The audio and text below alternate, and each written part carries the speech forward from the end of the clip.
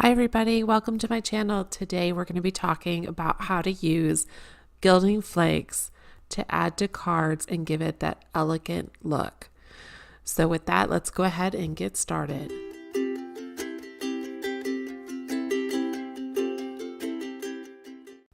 There's a couple of things about making these cards that is pretty cool. You can see on the couple of examples that we're going to walk through here, you really need a die, you need some cardstock, and you need some of the Nuvo, well, which is what I'm going to be using. There's different gilding flakes out there, but Nuvo gilding flakes. So you may not have those. That might be kind of unique. And then you'll also need some double adhesive. This is a roll that I have. It is kind of an investment up front. I think I paid about $35 for it, but it lasts forever and it just is the easy way to do this. So I have a stencil here that I'm going to be using and I'll link it below. You could really use any stencil. I just thought this was a chandelier. It was just kind of beautiful and I thought it would work well with the gilding flakes.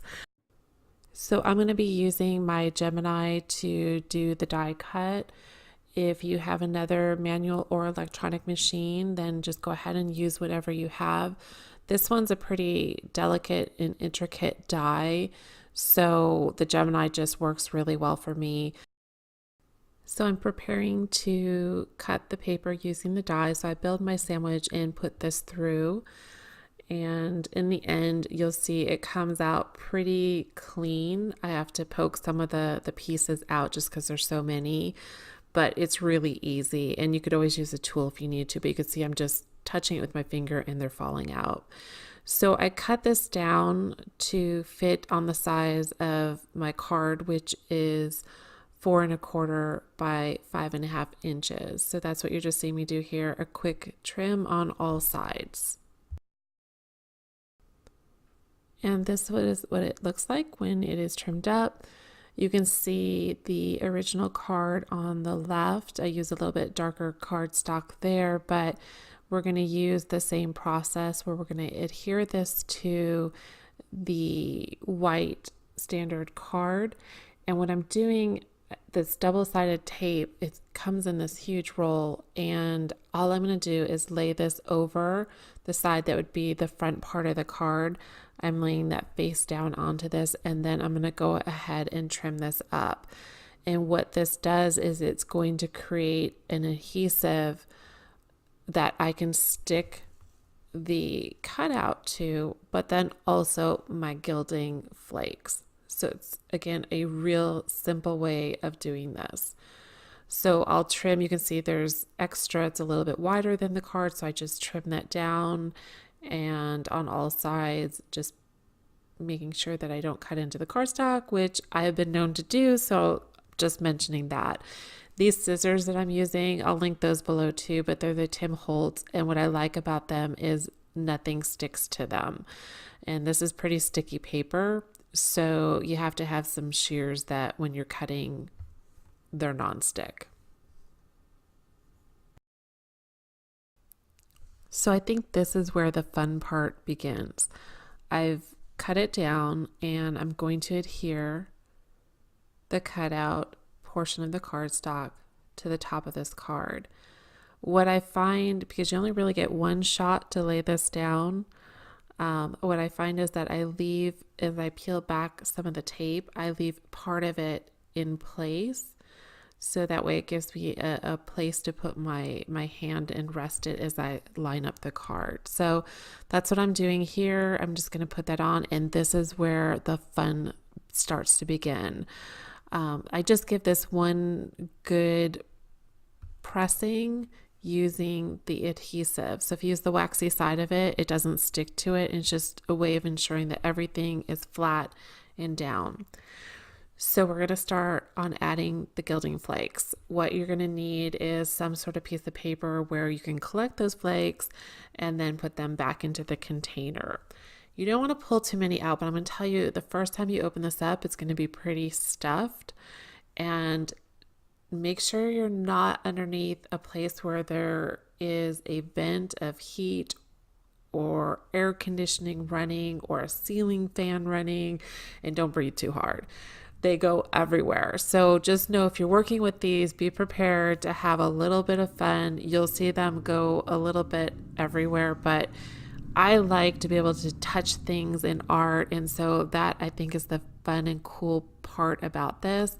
I am putting these gilding flakes down and I'm giving them just a light press into the part of the cardstock that has the adhesive sticky. And so that's all that I'm going to do here, and then we'll take it to the next step. So again, this is kind of the fun part. You don't need too many. Honestly, I probably put more on here than what you need. Once you start moving them around, those spaces that don't have any gilding flakes on it will get it because there'll be leftovers from what is on here, and you'll see what I mean in a second. One thing you do want to do is put the lid back on the container before you start moving anything else around. So just make sure it's all in there, tucked away as much as you can before we move on to this next step, which is using a little brush here. I think I picked this up at Michael's. It's Martha Stewart's brush, but you can also buy these other little bristled sponges, and I'll include the link below. I got those on Amazon. I like the brush, but the sponge is good too if you really want to get in and kind of scrub it out.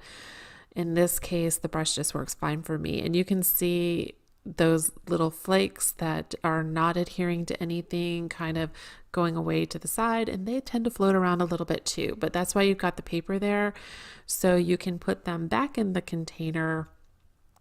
And there is a trick to picking these up because you can just see them flying around a little bit, right, with the static. And this day it was probably about 70 degrees outside and it was a little humid, and so things were just moving around. I got some of them back into the container, others not a problem. Again, I'm going to show you what you can use to pick those up.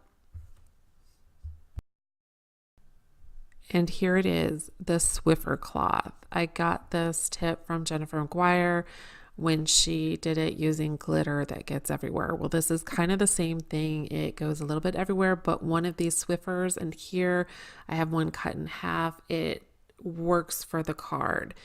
And so very good to have on hand. So I come back in, I got most of it off, but want to go back in and do one more once over on it. And what you'll see, and I think you can kind of see it here, but you'll see it more at the end, is starting to even get a little glossier and glowing. And it's just a beautiful, beautiful thing that comes together. And so that's it. Really, really simple on doing that. You're going to see me do another card. So hang tight, very similar steps, but I think a very different effect.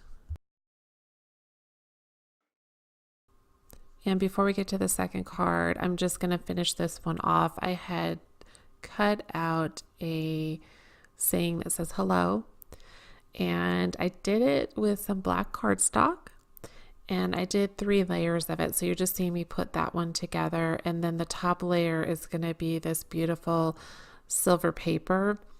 You know, the reality is you could, if you do not have matching paper, and I'll tell you why I'm doing the black in a second, but if you don't have matching silver paper, which mine, it was close enough, right? You could do the same thing where you put the black or a different color cardstock, it could even be white, and you lay that double adhesive down and put the gilding flakes on it, and then do a die cut through with the silver the way it is. So I definitely could have done it that way. So just something to keep in mind. But the reason I did the black in the background is because I knew the silver might get lost. There's so much silver with the gilding flakes on here that I wanted to create a little bit of a shadow. It's not a big shadow because this is a pretty thin sediment, but it did give it a little bit of something in order to make it stand out a little bit. So I don't know if you've ever had this happen, but I decided when I actually put the hello on the background, it blended in too much even with the black. So I took a piece of that cardstock and I just cut it the width of the card. And I thought that that would create a little bit more of a background. Now, the downside, and sometimes I have trouble with this when I love a background so much, to put something over it just feels counterintuitive to me. But in this case, I would have never seen the sediment. It would just blend it in too much. And so it made sense. So that's how I finish off this card. So we're going to get started on the second card, and this follows the same process. I'll walk you through it. I'm going to speed it up, but you'll be able to see me go through it. So basically I chose another die and I'm going to go ahead and cut it. This one's pretty simple, so there isn't a whole lot to it. That was intentional. It's a little bit smaller than my actual card. That way I'm really getting the full effect of the gilding flakes on the card. And the one I'm using here against the black cardstock is called Sun-Kissed Copper. So I'm laying this over the double adhesive. I'm going to cut it out, cut it down to size. And I don't know why I tore off the whole paper, but I did and just laid it down. I just went for it and it worked out. If you've seen my other videos, I always say I'm not very good at putting things on straight, so it just kind of worked here. Give it a good press just to make sure that that is really stuck to the card. And then I begin putting down the gilding flakes. So this one, you'll notice, looks a little bit different than the silver one. They're longer pieces of paper, so when they cut it up, they're not as fine. It really doesn't matter. In the end, it'll have the similar effect. So you just want to make sure when they're flat like this, they're kind of stuck together. You want to pull them apart just to make sure that you get them laying down and attached to the adhesive. You can see I left some of it. There's plenty there, and I'm pushing it out to the edge on this one because the adhesive goes all the way out to the sides. And you just want to make sure that you're rubbing it through. I needed some more, so I go back in. Again, just a note worth mentioning, cover the gilding flakes when you're not using them, just in case the air conditioning comes on or the heat comes on or you breathe too hard. So sometimes you'll have to add some more in, and that's okay. You just do it and pick it up and dust it off as you go. You don't want to put too much again because you don't want it flying everywhere, but you definitely want to have enough that everything's covered. So here's the cards once they're complete. You'll see that I'm going to add on some glossy accents, which I think just give the sediments a little bit more power on the card, showcased a little bit more, I guess you might say. And so you'll see that in the final version of the cards too. I also do add on to the one with the chandelier. I have some water dewdrop, and you could use Nuvo drops with it too, but I had clear jewels that I added on to make it look like that was part of the chandelier. And so again, you'll see that in the final image, but this just added a little bit of something. You can see I used the same idea about using the black strip across to make the sediment stand out. I will say this is paper that I had that just happened to kind of match the gilding flakes, but if you didn't have it, again, I would just recommend taking cardstock, laying down the gilding flakes, and then cutting out the sediment. That will work just as well. Just had matching cardstock, so it worked out for me. So I'm hoping that you enjoyed this video. I'm curious, put comments below. Have you used gilding flakes? Would you try gilding flakes? They were fun, and it really does add this bit of charm and elegance to a card. And you don't have to use the dies that I used here. I'll include links below if I can find them. But use what you have on hand and see, you know, again, you're looking just for a die that is more of a background and it's got enough negative space where the gilding flakes are just sticking out. So if you like this video, go ahead and give me a thumbs up. If you want future videos like this, go ahead and hit subscribe. Thank you for joining today. Have a wonderful day.